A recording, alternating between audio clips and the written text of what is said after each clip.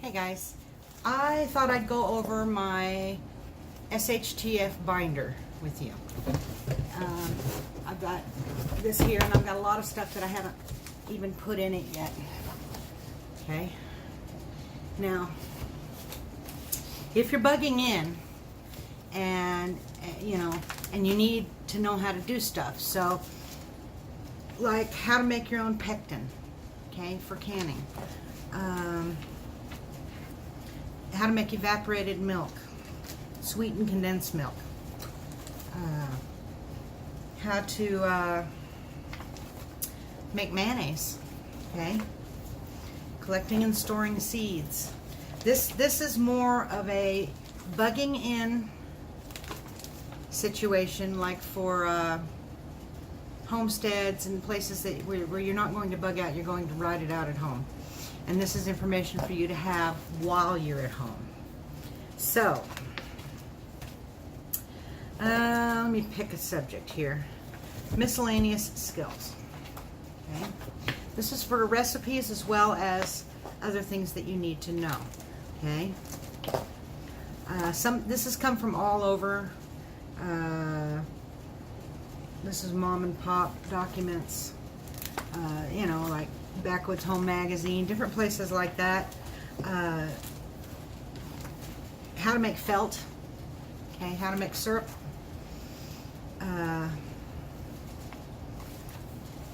Let's see. Okay, we'll go over, let me find something that's not too terribly long. This whole section is how to make felt. Felt might be important after SHTF because you gotta have, if you can't weave, okay, and you've got access to hair fibers, then you might want to make felt and sew those together. Okay, felt's pretty warm, so it would be a good idea to learn how to do that. Okay, we'll start near the front of the book. I've got 4 bread recipes, but I'm not going to go over those right now. I mean, they're all pretty simple. We'll go over how to make your own pectin first, okay? Now, what I'm going to do is I'm going to hold this up so you guys can maybe take a screenshot, okay? I don't know if you can read it, but I'll read it to you. Maybe take 2 screenshots. That's the bottom. Okay. All right. Harvest. Making your own pectin. Okay. This was from, doesn't say where it was from. Somebody gave me this. I have discovered there's a way to make my own homemade pectin that can be used in all kinds of preserves. Basically any kind of apple, be it crab apple, Granny Smith, Macintosh. They all can be used as they're naturally high in pectin. In this case, I have some huge crab apple trees around the gun shop that I used to make my pectin with. Okay, so it must have been a gun site that this came from. Apples contain more concentrated amounts of pectin when they are underripe rather than ripe. So you probably want to, get those little green.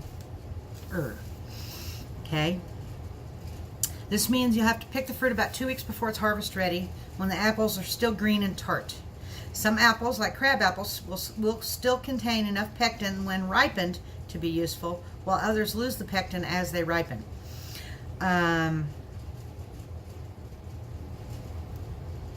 About 18 gallons of crab apples for 7 to 8 quarts of pectin.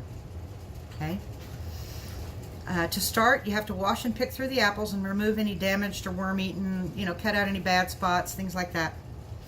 Let me put you on hold, my son's home. Okay.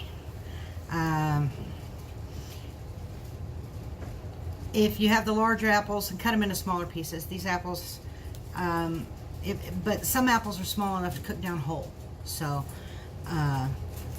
you put them in a heavy stock pot that has about 4 inches of water in the bottom until the pot is about 2/3 full of apples. Okay, the water will cover it to about 1/2 to 2/3 of the apples. As they start to cook down and soften, water can be added later if needed. Okay, Over medium to low heat, cook them down, stirring occasionally until they have broken their skins and are mushy. While this is cooking, you have to prepare another stock pot or food grade plastic bucket to strain the apple mush into. You'll only be using the liquid part of the cooked apples, which is actually the pectin. You can use cheesecloth or a clean t-shirt to strain it.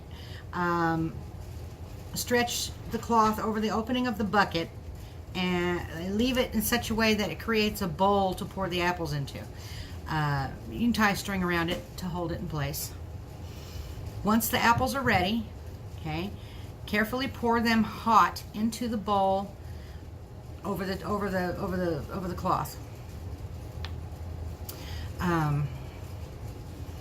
The pectin immediately starts to drip through.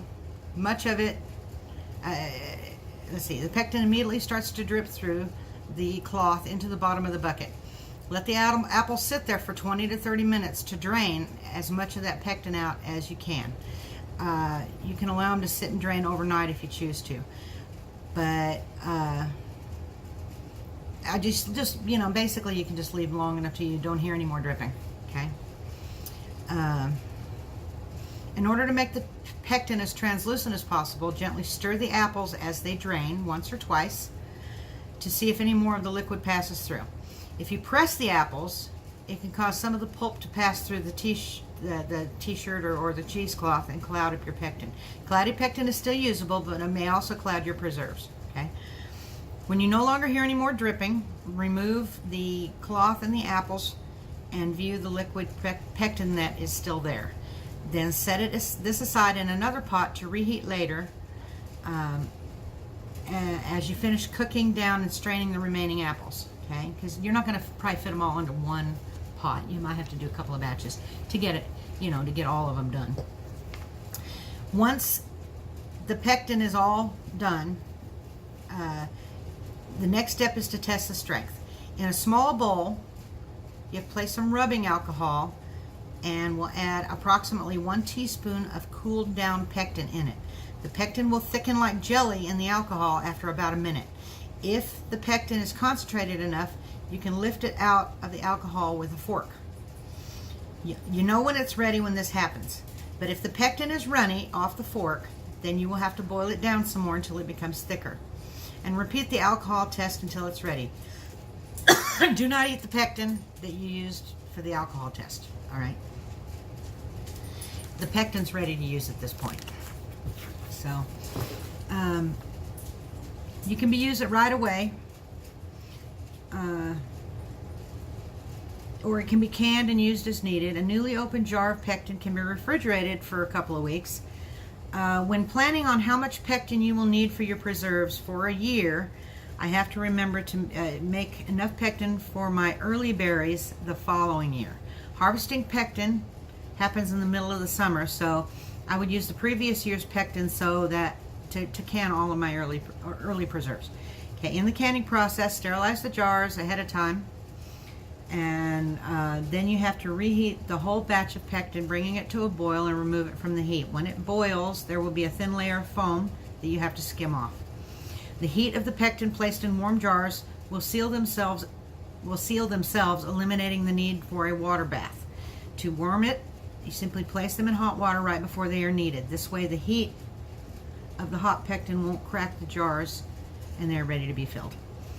To fill the jars, to just reaching the grooves on the jar where the lid screws down. Wipe the rim to remove any spillage and place the lid on and cover on. Then the jars can be placed upside down on a towel and covered to cool slowly. The jar will seal as the pectin cools down. The pectin will be slightly congealed, so it leaves a film on my utensils, but it will not completely gel until it is combined with fruit and sugar in whichever recipe you're using. In order to use the pectin, there is a simple ratio to go by. Okay, 4 to 6 tablespoons of pectin for every 1 cup of prepared fruit or fruit juices. Okay, example, 9 cups of crushed berries will with 2 1/4 cups of pectin. 4 tablespoons times 9. Okay. Then it is equal amounts of fruit pectin mixture to sugar. For example, 11 1/4 cups of mixture with 11 1/4 cups of sugar. So if you had the 9 cups and you put the 2 1/4 cups of pectin in it, makes 11 1/4 cups total, and then you would put 11 1/4 cups of sugar with it. You just double the volume with the sugar. In order to accommodate the proper ratios and the recipe being used may need to be altered. Okay, so that's how you make your own pectin. So it's not too bad, not too bad. And you can only stockpile so much store-bought stuff. In a true SHTF situation, and you want preserves, or you want to preserve your fruit, then you're going to want to at least know how to do this. Okay, so you can go back and re-listen to this, and thumbs up, like, comment, subscribe, hit the bell icon, consider supporting the channel, and y'all come back and see me. Oh, links down below too.